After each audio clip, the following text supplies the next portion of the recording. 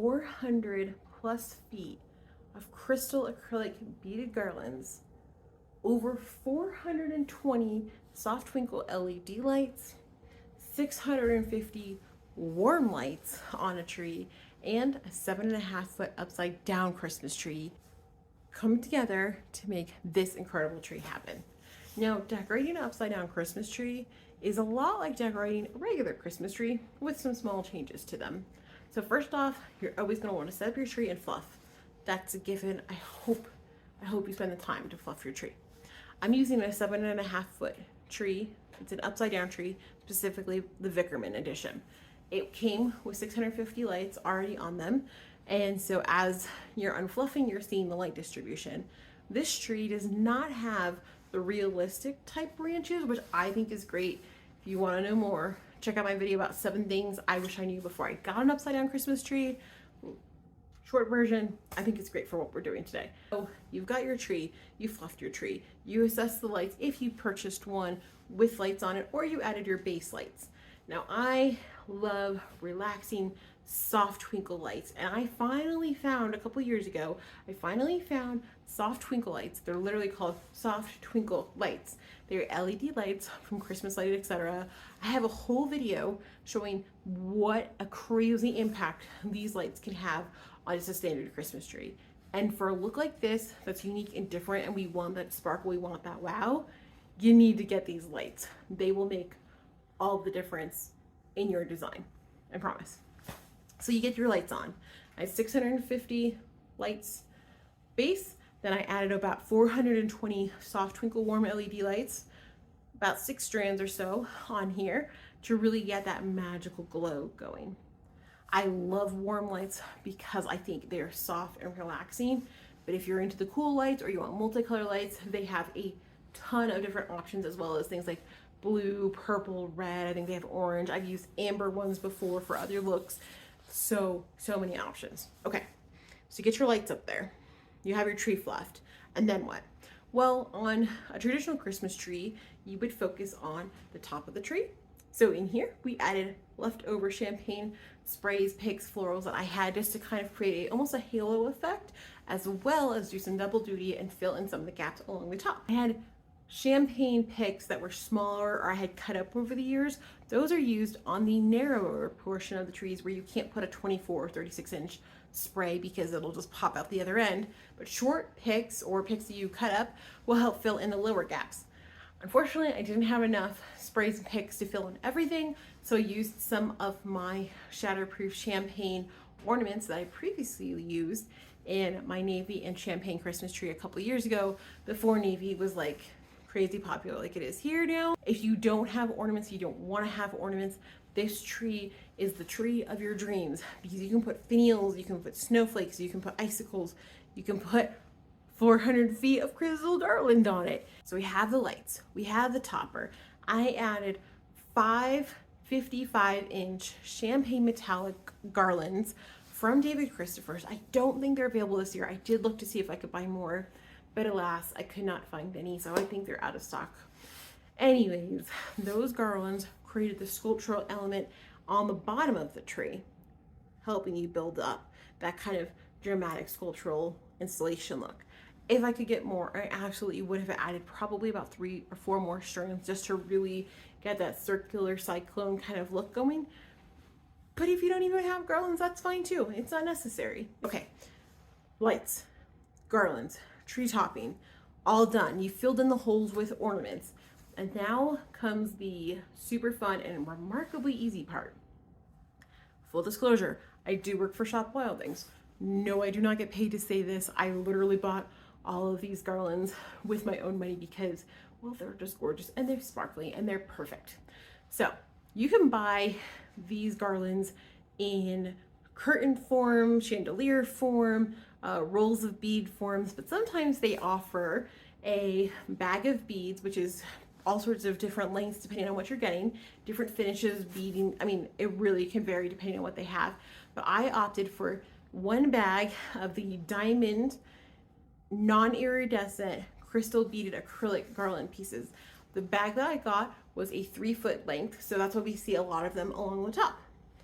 I also got a bag of the jumbo bag of the Gemstone collection, which is a beautiful curtain, by the way, if you like this look but you want like the formal curtain.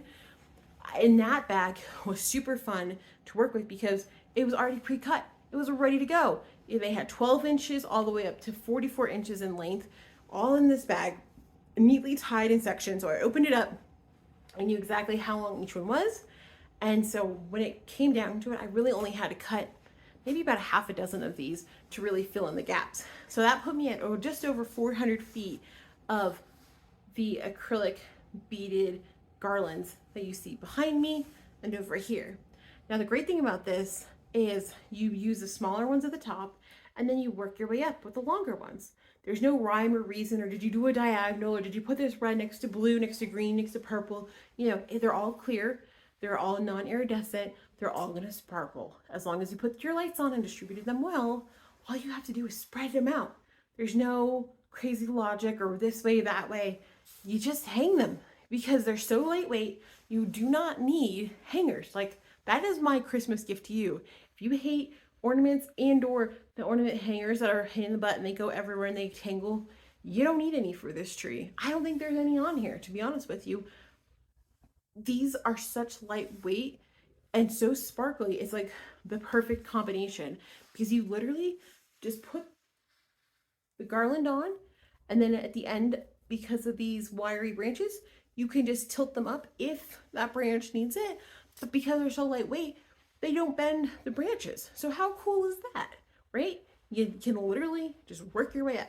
When it gets to the bottom of the tree, I will admit that one was a little bit trickier to pull off just because you can't use a standard tree skirt. You can't use the new tree collars, which are super trendy. You gotta do something different.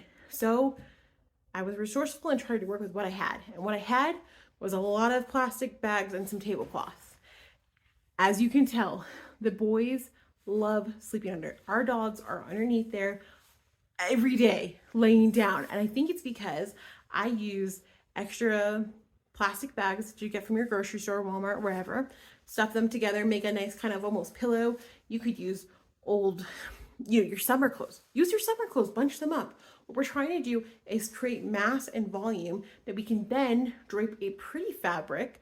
Like in this instance, I used 2 of the same tablecloths that I picked up previously from an estate sale for like $1 or $2 each, draped them around, created a nice plush look, and then accented them with some gemstone covered, gold glitter encrusted reindeer that I had on hand because, you know, I'm me, I do that. And then you have this cute little vignette that draws your eye down, and then when you go to start looking back up, you follow that garland that draws your eye up, and then you're so distracted by all the sparkles and the twinkling lights, and you just have a blast looking at it. I don't think there's been one person who's been to our house this year who saw this tree that didn't have to stop and look at this and take this in and just be curious. And I think even if you don't go this look, and you do an upside down Christmas tree with finials or snowflakes or something.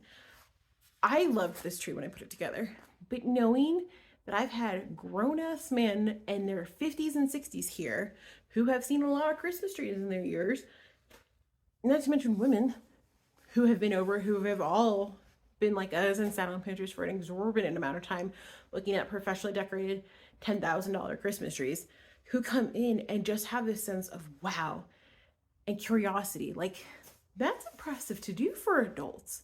Like, I didn't think about it when I was putting it together, but now that I'm looking at it and seeing people's reactions, I'm like, you know, this is different. This is weird.